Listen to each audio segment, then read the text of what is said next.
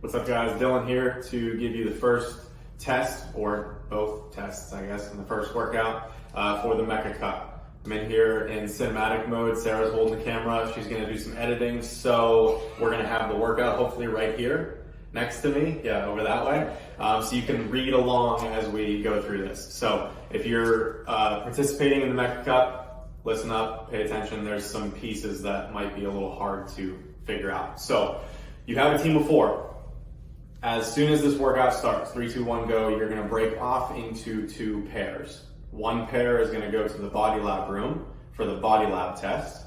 One pair is gonna go to the other room, which will be the boot camp room, but this is for the RowFit test.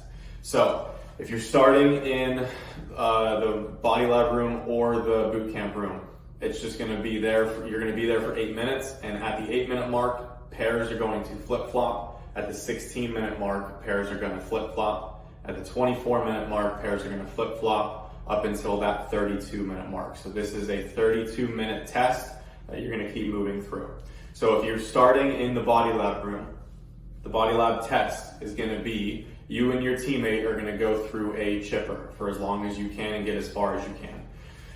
At that chipper, you're going to have 80 Russian kettlebell swings or American swings to start. So men are going to do American swings all the way overhead. Women are going to be doing Russian swings right at eye level. The kettlebell weight for this is going to be 35 pounds. One kettlebell is going to be used for the pair.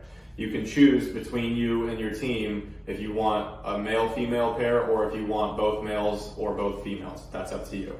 As you're doing this, your team is responsible for the 80 reps. So you can do as little or as often as you want to.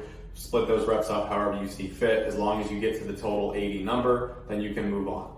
After that 80, you're both going to move on to a treadmill where each treadmill is going to be responsible to have 0.20 on that by the end of it. So you choose how hard you want to run, but both of those monitors need to say 0.20 before you can move on to the next piece. After both treads say 0.20, you can move on to the next piece, which will be 80 squats to a med ball. That just means that your butt has to gently tap that med ball and then you stand to full extension.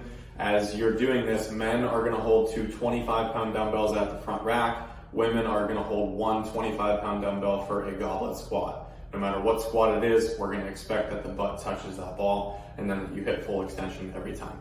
Once those 80 reps are complete, then you're going to move back to the treadmill. Again, each tread is going to be needing to hit 0.20. You can run as fast or as slow as you want to, but the work cannot begin on the next implement until both treads read 0.20.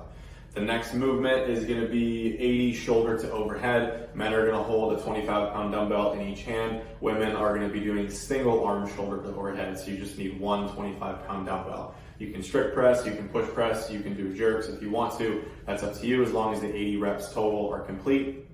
Then you move back to the tread again for 0.20 on each tread. And then the final piece to it is 80 burpees collected as a team. Chest and thighs at the floor, stand to full extension and jump up a little bit so we can slide a piece of paper underneath your feet. Not that we're going to in the middle of the workout, but you get it. Once the 80 is complete, you move back to the tread for another 0.20. That completes 1 round and you start back up at the top. Keep going as long as you can until that 8-minute mark where we flip-flop pairs.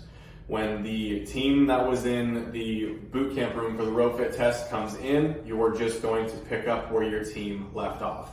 If that's in the middle of an 80-piece movement, just pick up at that number. If you were on the treads, that number will be picked up until both of those treads read 0.20. And you guys just keep moving on. So that whole thing is just going to have 2 pairs moving in and out every 8 minutes up until the 32-minute mark.